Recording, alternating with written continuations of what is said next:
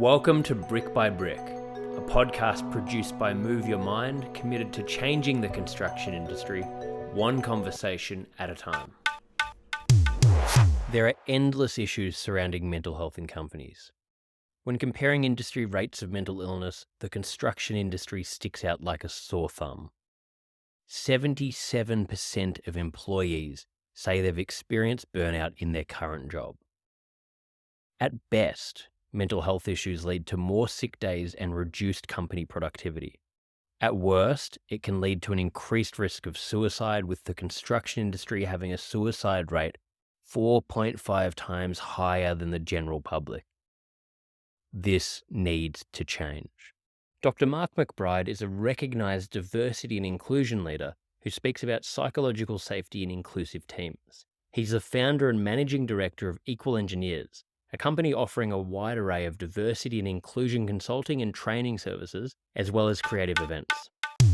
Mark, great to meet you again, mate. Great to see you again, and thank you for making the time to come on my podcast.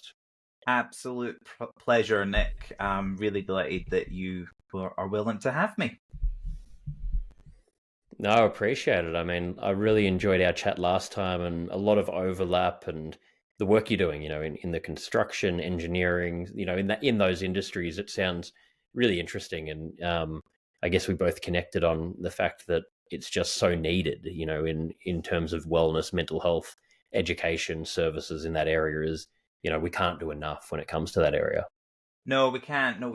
And there is a movement to do more in construction, manufacturing, and the process industries on mental health and well-being, but we're just at the tip of the iceberg now, and that's really what I've built all my work around, and it's becoming my thought leadership, and the thing that I've written about in the new book that I've got coming out in February 2024, Engineering Inclusive Cultures, Masculinity, Mental Health, and a New Model of Safety in STEM.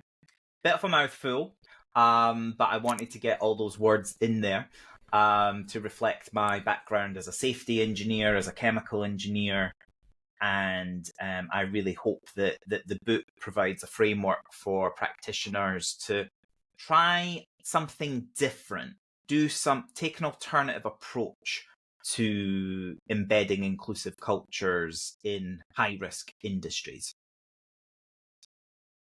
Fantastic. Yeah. And we'll have to, at the end, I'll get you to tell our listeners some links they can go to for your book and anything else, especially with it being such a mouthful, but it sounds really interesting. So, anyone listening, we definitely want to encourage you guys to check this out. So we'll, and I want to learn more about the book in a second. So I'm just going to jump in, and for our listeners to learn a bit more about you, would you be able to just give a quick background on yourself, how you came to be doing what you're doing today, and what it is that you're actually doing? Sure. So I studied chemical engineering at university, then did a PhD in chemical engineering at Imperial College London. I was really interested in the energy sector. So I specialised in carbon capture and storage technology, and loved that so much that I then went on to work in the oil and gas sector, training specifically as a process safety engineer. So I spent my technical career helping clients get their licenses to operate, help assess facilities and risk manage dangerous operations to try and reduce the likelihood of things going wrong to as low as reasonably practicable. And alongside whilst working in industry, I set up a cross-sector network called Inter-Engineering for LGBTQ plus engineers, so for the lesbian, gay, bisexual and trans queer questioning community. And that's how I earned what I call my rainbow stripes for diversity in engineering.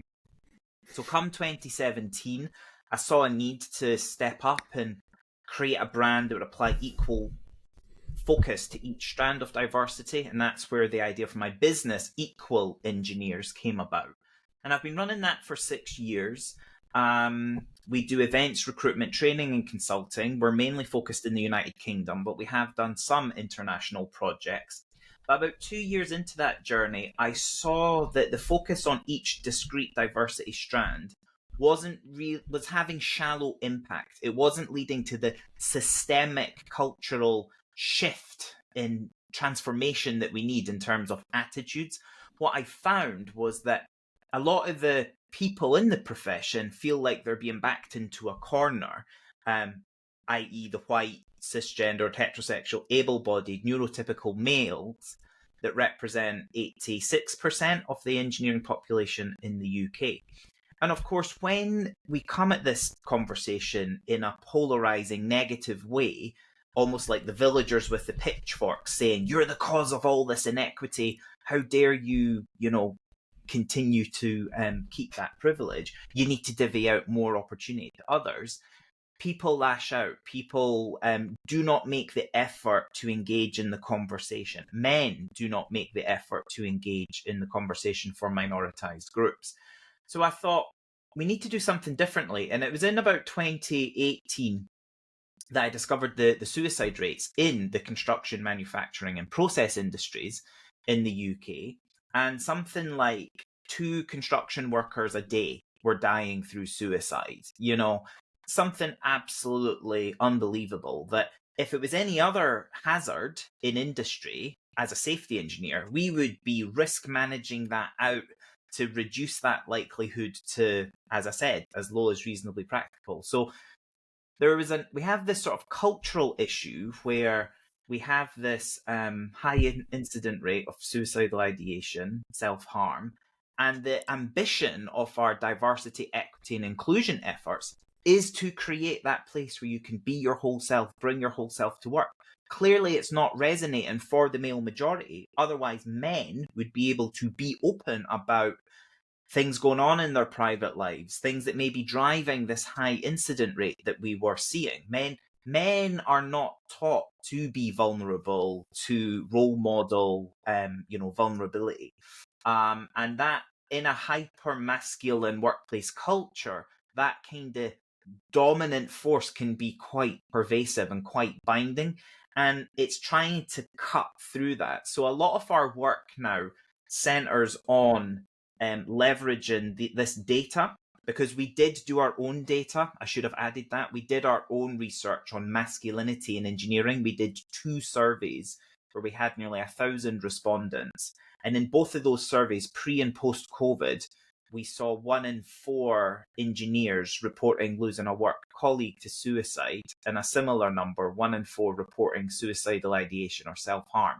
So it's a huge number, 1 in 4, 1 in 5. It varied between surveys, but the needle hadn't shifted. So we are planning on rerunning the survey in 2024. But I just found I needed to condense all of this in my brain into a book, into a place. We use it now to inform our consulting and advisory work with employers as well. So this is our vision for change. So your podcast and the focus of it was absolutely aligned with what the topic is.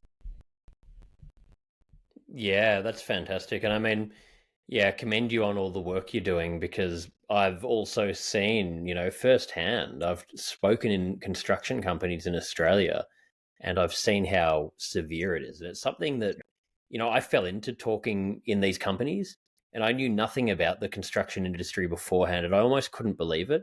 And I think in Australia, the statistic is, I don't quote me on it, but I'm pretty sure it's 4.1 times higher of a suicide rate than the general public, which is just, like you were saying before, with the 2 a day, it's almost hard to believe.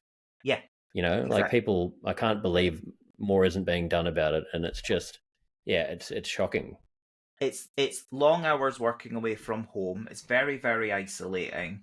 The margin in the industry itself is very low. So the scope to and flexibility to do much can be perceived as restricted. And the support that people need from their comrades can be lacking in certain pockets of the sector. I don't want to paint a stereotype that the entire construction industry is non-inclusive and unwelcoming, and that the teams working on site don't look out for one another. They absolutely do, but that's the point. In engineering and construction, we're taught to look out for one another's physical safety. It's drilled into us when we join a new client or visit a construction site or walk around a construction site, even in an urban environment. You see it emblazoned upon the sides of the hoarding, courage to care, zero harm, get home safe at night.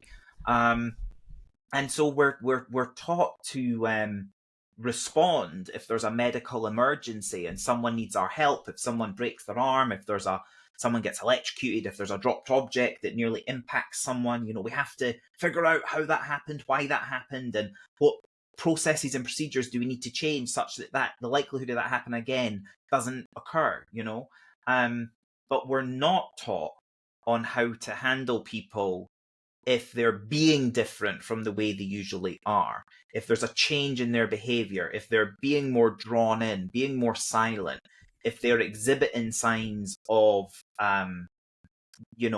any type of mental ill health or mental health disorder, we feel like we're walking on eggshells with these things. And so it's my view that we need to train up the workforce to have the same ratio of mental health first aiders as we do physical first aiders on site. Indeed, mental health first aid training as a concept, I believe, was actually born out of Australia and has been exported to other places. But it's still not a legal requirement in the United Kingdom, certainly, to offer mental health first aid training.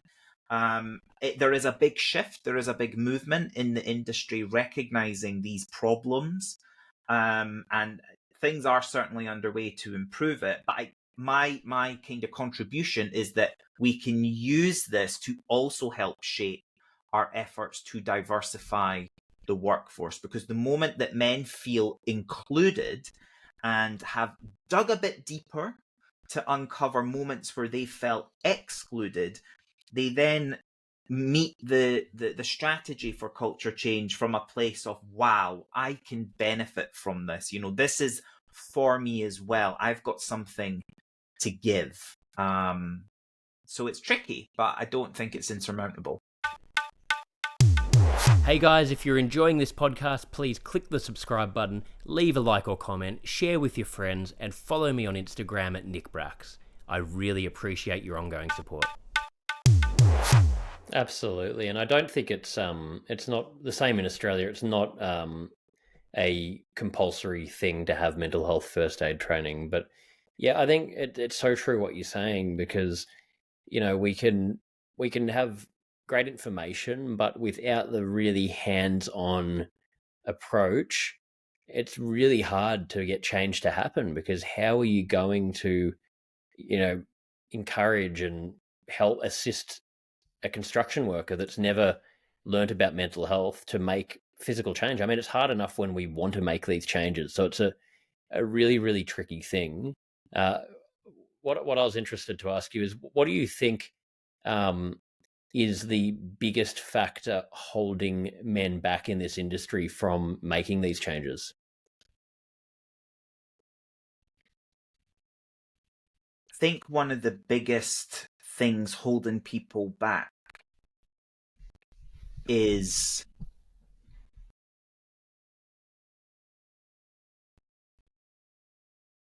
we've been trained to show up with a solution to a problem, or having to be the fixers, be the ones who respond, be the one who have the answers, be the ones who provide, be the ones who have to hold it together when times get tough, when the shit hits the fan. We are not allowed to be the ones that need help. We have to keep it going. We are the ones that are sent off to war if there's conflict. We are the ones that have to be the providers for our family. So being weak is not an option.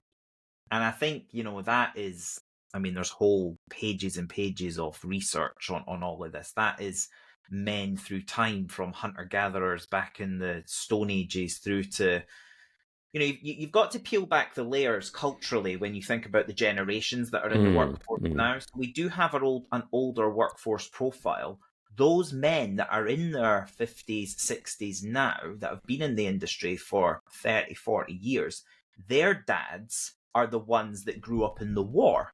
They may have even fought in the war. So you have to think about the culture in the sort of 1940s, 50s, 60s, when the current leaders were young. And we don't really change our cultural perspectives as we get older. We kind of stay locked in the bubble and the cultural perspectives from our formative years. And we have this sort of then conveyor belt of perceptions and biases that each group hold about one another. And this is the tension that we see. I think this is one of the biggest challenges that the sector is going to face. If we get successful in diversifying, it's having more Generation Z coming into the workforce who have a completely different value set and expectations for what they want from a business and an industry. That's sitting either at tension or at opportunity with the majority groups that we have now. So one of the things we do through EqualEngineers is our mentoring program, where we pair up engineers working in industry now with new entrants to the workforce. And that's so good, getting them to connect on the shared interest in engineering, reciprocally mentoring one another with their different perspectives and lives. But the where I think we need to be thinking when you think about tackling climate change, net zero, achieving net zero carbon emissions by 2050, we need to be thinking about the young people now. My kids are 3 and 5. They're going to be called Generation Alpha when they enter the workforce in the 2040s, 2050s. So what value set are they going to be having when us millennials are where the current baby boomers are now, when us millennials are at the helm of organizations leading things? We're passing the baton down now from those above us to those coming behind us, and we need to be that bridging workforce that challenges what it means to be a man in the modern day workforce and modern day society, actually. Absolutely. I think that's really well said. And it is. It's, an organization really is just a microcosm of society.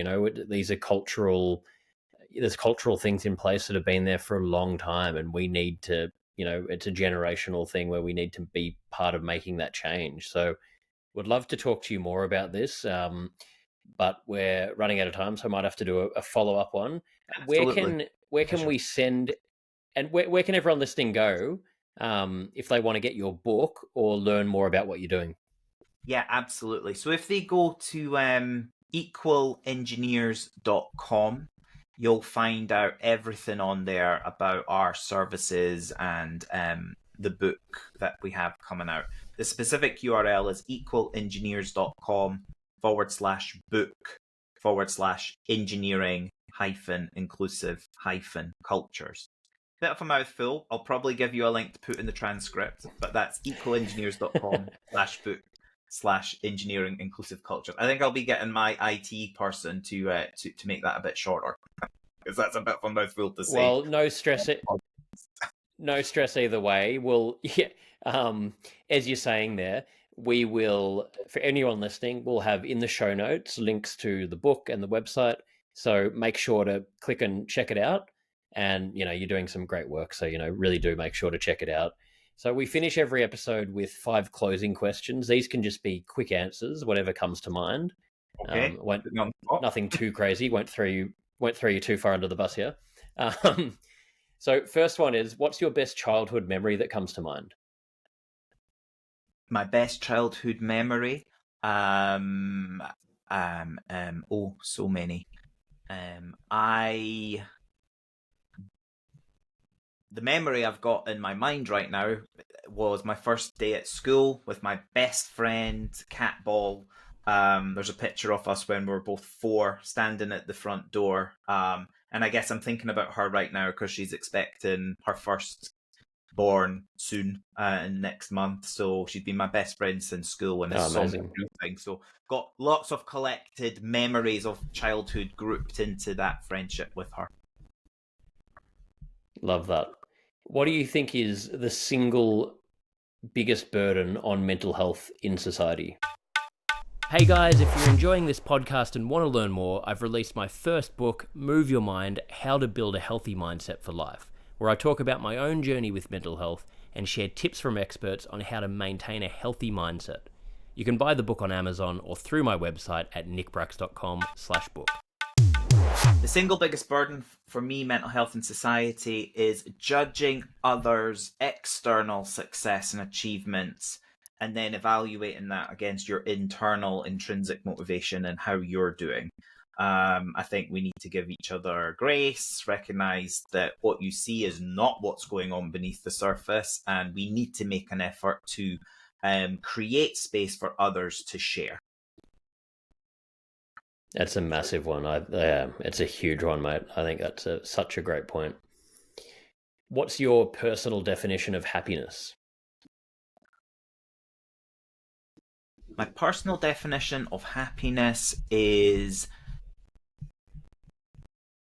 doing well in my work, but also having the time and balance to really be cementing and locking in those memories with my children and my family and friends, because life isn't always guaranteed. You can have what I call lightning bolt moments in your life where the metaphorical rug gets pulled from under your feet. So you really have to cherish and savor things that are happening now. And I have to, sometimes I do get a bit too deep in my work and I need to shift back a bit and really be locking in those memories. So those memories with my family are I know the things that when I'm looking back on my life are the things that I'm going to remember the most. Such an important one. I mean, balance is everything, and we can get so caught up, like you're saying, time goes quick, and if we're not enjoying it and we're not making those memories, we don't get the time back. So, I think it's just, it's a really, really great point. What are you most afraid of? Payroll. I'm most for now that I have a team of people whose I'm responsible for generating enough work to pay their wages. I'm chronically aware in the last year, since going from a solopreneur, just myself, to now having 5 people in the business, that we need to be having that income coming in to to be covering costs and to be helping sustain and grow. So that's sometimes what keeps me up at night. Managing cash flow, making sure that clients are paying on time can be a real strain as a small medium enterprise. When you're working with some big companies, sometimes that can be a worry. But I'm quite risk averse, so we've got a bit of a buffer. But yeah, if we start scaling, that's only going to keep me up at night more. So that's one of the things I can get a bit nervous and anxious about. That's a big one. Well, finally, what are you most proud of? Oh, poignant one. What am I most proud of? So I've had some success recently with some recognition. Recently got an MBE in the King Charles III's birthday honours, the first round, for my work in diversity, equity, and inclusion. So that was a very proud moment for me. But actually, you would think that would be the thing that I am most proud of. But do you know what I'm most proud of? And the thing that I think is going to be a source of greater happiness in years to come is seeing the achievements of my kids. My son recently drew a picture, and I didn't believe that he drew it. I actually did not believe that he drew it. He hadn't traced. He'd drawn by line sight, looking at a dinosaur, this kind of cartoon dinosaur, and then coloured it in.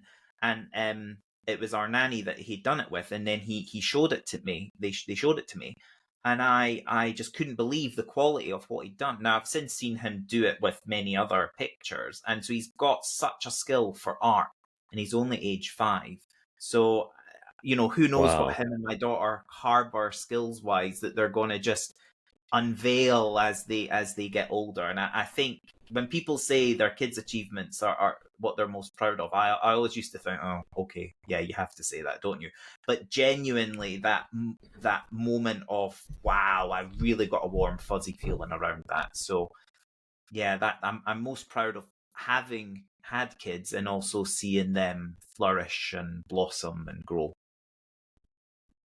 Well, that's a beautiful, beautiful one to share. So thank you for that. And congratulations on the recent honor as well. It's a massive thing, mate. So, you're doing incredible work. I really appreciate it.